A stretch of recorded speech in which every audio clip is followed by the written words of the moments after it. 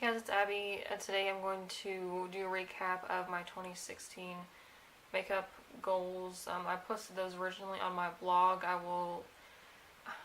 tried to look at it. I haven't looked at my blog in since probably February of 2016. So I had it as Kalan.com, but the domain ran out of time. I guess I didn't renew it, or maybe I missed the email about having to renew it or something. So I don't know if I'm going to be able to link it or not, if it'll still work with the blog spot or the blogger thing. If you hear any noise, my neighbors. I don't know. So I'm just going to read those off because I have where I can edit the post, but I just can't view it as it's been published. Anyway, so I'm just going to do a recap of my goals that I had posted on there, and then also at the end I'll list my new goals for 2017. So the first one says, I'm keeping up with my replacement only no-buy that I was doing for the latter part of 2015. The original plan was to stick it out until November 2016, but I will discontinue it onto 2017. I think that once I get moved into my new place, I will have less temptation to buy since I will have bills and rent. This is half accurate, half not. So the last part, that I'll have less temptation to buy because I'll have bills and rent, 100% true. I have not been able to afford anything else except for my bills and my rent and some food. So I haven't bought any new clothes or anything since I moved in here. I'm not sure. I mean, I did really well with that until I went to New York, which I'd saved for that, so it's kind of an exception. But I did buy a crap load of nail polish. If you follow my second channel, I'll link that below. I always forget to do that, but I bought so much new nail polish, it's ridiculous. And so that, I mean, as far as the no buy for makeup, I did pretty well with that, but yeah, not really. So the next one is, I will only buy replacements of foundation, concealer, primer, powder. I said concealer twice. Brow gel, mascara, setting spray, the Royal Technique sponges, and maybe brushes if an essential one gets broken or lost. I did pretty well with that. I didn't really buy much new foundation or anything. I don't remember. I've written down. Let me see. This is in this notebook here that I have. I don't remember. What was it? So I had my spending log. I finished that all the way through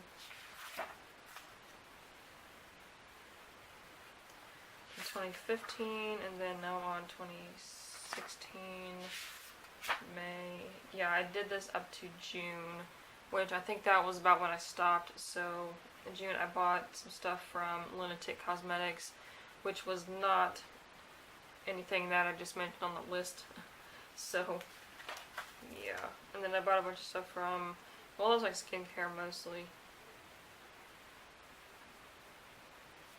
Yeah, I mean, I did fairly well, just a few things that were kind of not on there, but it was on sale, and the Lunatic stuff, they gave a huge portion of it to the animal, a humane organization, so anyways.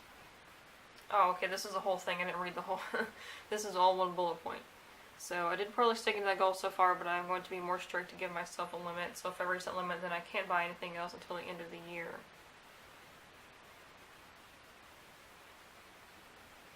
That's weird. I don't know.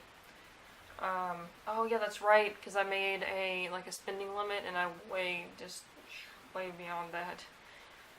So I do have a few exceptions. I can participate in the Zoya Earth Day sale, which happens in April. They do a promotion where you can send in your old bottles of polish for recycling and give you half off new polishes. I want to use up as much as I can to buy non-vegan polishes and send them in so I get Zoya ones, which are cruelty-free and vegan. I can also participate in 20% off sales at Ulta. I'll explain more about that in a minute. Okay, so I did do the Zoya Earth Day thing, and I got quite a few new Zoya ones, and then I sent in a bunch of my old ones also. And then what I did with the rest of them that weren't cruelty-free or vegan, I sold a bunch of those on Reddit Makeup Exchange, and then some of them I just got rid of. Computer timed out. So I still have a bunch of China Glaze ones that I'll post every now and then on Reddit Makeup Exchange, so I don't want to have to deal with that all at once, because then you got to worry about going to the post office, all that stuff. Yeah. My main issue with spending is makeup, but I can't buy any unnecessary backup hair care or skincare. In the past, I've hoarded skincare as an outlet for not being able to buy makeup. Not cool. That's exactly what I wrote. So, I didn't really buy much hair care. I haven't done anything with my hair in a long time. And every now and then I'll put, like if it's really humid outside, I'll put hairspray on, but that's about it. And I haven't bought that much. I bought skincare since I moved into this apartment, like in August. But that was like necessary stuff, so. And the next one is, as for a budget or limit on these purchases, I have $450 for the entire year to spend at Ulta. This is how much it takes to keep platinum status, and I want to keep that for next year since the rewards program is so much better than Sephora's. You can get 1.25 points per dollar instead of 1, and they have extra points every now and then for platinum, but you can all be redeemed for cash off purchases, so I like to buy as much of my replacements as I can from there. I also have $250 to spend elsewhere, so like Sephora only because of Kat Von D or indie companies online. If I go over 450 at Ulta, then it will come out of the 250. I totally did not keep with that. I was toward, like, I want to say October, November, I made a big order at Ulta, and not really huge, but I thought it was enough, or it wasn't, what was it?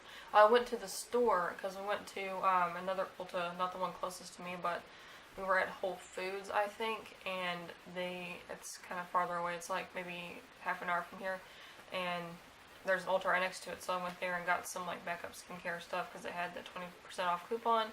I thought I added it all up to where I would get the 20% off, and then also, just hit the 450 mark to get platinum. And then I looked online, I was like $1 away from platinum. So then I went in like December and got a couple of nail polishes from Essence, which is pretty cheap. And I did a wear test on those on my nail polish channel, and they were really good, so I'm glad I did that. But yeah, that's how that went. Next one says, anything that I buy must be vegan and cruelty-free, no exceptions. I did really, really well with that. I think I goofed once, and I went to this big grocery marketplace that is in Cincinnati too.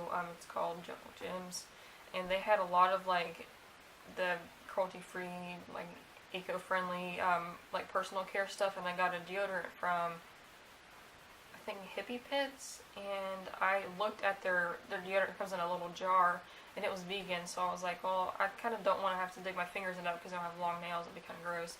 So I got the stick form, and I didn't read the ingredients on that, and it had beeswax when I got it home, so I was like, oh well, I'll use it up, it's not that big of a deal. But yeah, I would definitely read ingredients and everything from now on. This is a long one too. I want to do back-to-back Project Tin Pans, use as much makeup as I can. I'm going to focus on my non-cruelty-free products first and start on my oldest products. I keep a spreadsheet of every item when I got it. For that, I quit using that spreadsheet because I had it on my new computer. New computer crashed, so I just let it go. For the products that aren't cruelty-free, I will use them as much as I can until the end of the project, and if it's at least halfway gone, I'll consider it done. Otherwise, it'll roll over until the next project. So a lot of that stuff that I put on Project Pans last year, I totally just like got rid of because I didn't want to use it. It was several videos back I did a big Project Pan, and there's a bunch of stuff that I just hated that I put in there. I don't know why I put it in the project, but I just could not make myself use it. I want to keep track of how much I use up, so my goal this year is to use up over $1,000 worth of products again. In 2015, I used up $1,011 worth. This works out to about $85 per month, which may be feasible depending on how diligent I am with using a makeup. For example, if a product is over halfway done by a project and I just throw it out, it won't be considered empty, so I have more incentive to use it completely. So I did not keep track because I was keeping track in the same spreadsheet that my makeup inventory was in, but my computer crashed and I quit using it. Additionally, I will count samples, and deluxe samples, full packets will be $1, blah blah blah. Yeah, I can't do that. Last year I tried to pan the Nude 2 palette by the Balm, and I finished one shade and hit pan on 5 others. I would like to hit pan on every shade by June and finish the palette by December. I wanted to put it back in my collection and use those shadows, but I don't like it enough. The colors all sort of mesh together after just a few hours and all look the same on my eyes, so I want to finish it and be done. So for this one, I I totally got rid of the Nude palette a couple months ago. I think I brought it here to this apartment and then trashed it like a month later. This one's funny. I'll keep up on my weekly makeup basket videos that I post every other Friday. I'll be also allow myself a free day on the days that I post them so that I don't get bored using the same shades for weeks. I quit doing that like halfway through the year. Since I want to switch my nail polish to mostly Zoya, I want to paint my nails at least every other day and paint my toes once a week, maybe more in the summer, because right now in the winter nobody will see them, lol. This will help me move out polishes faster and I have quite a few to get through. I did do that.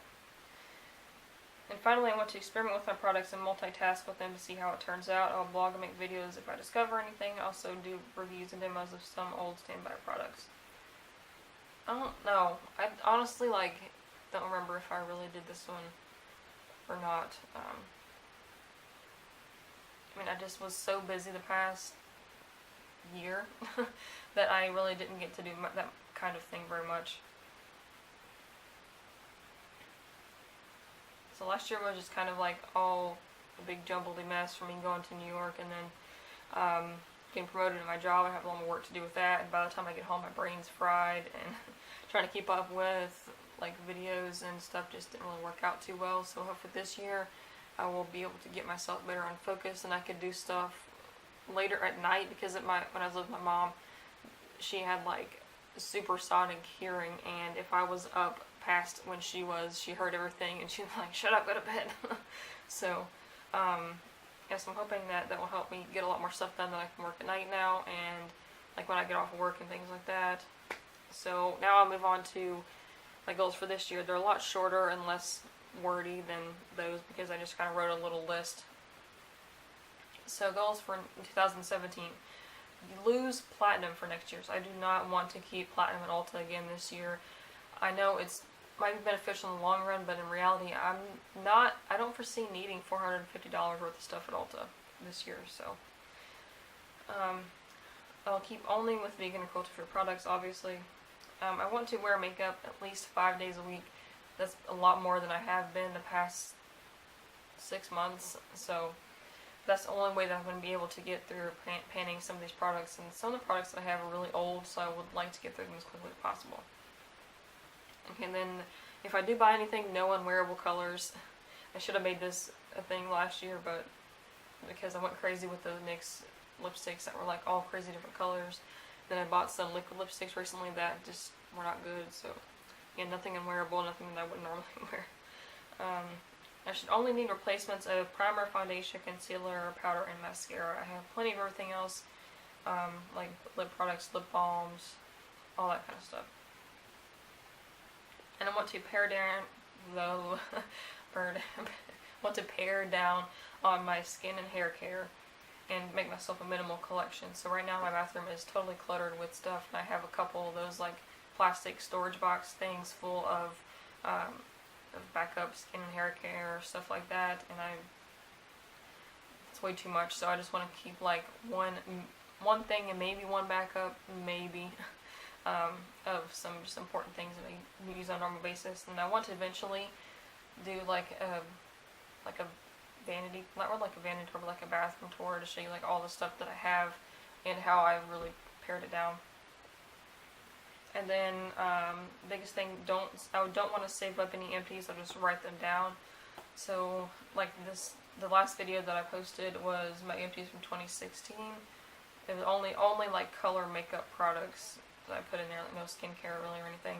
So I don't want to save those because I don't want to have the clutter sitting around, but I'll save the products until I do an empties video and then get rid of them, and I'll just write down what each product was and how much it cost. That way, you know, I'll have it on paper in case my computer crashes again.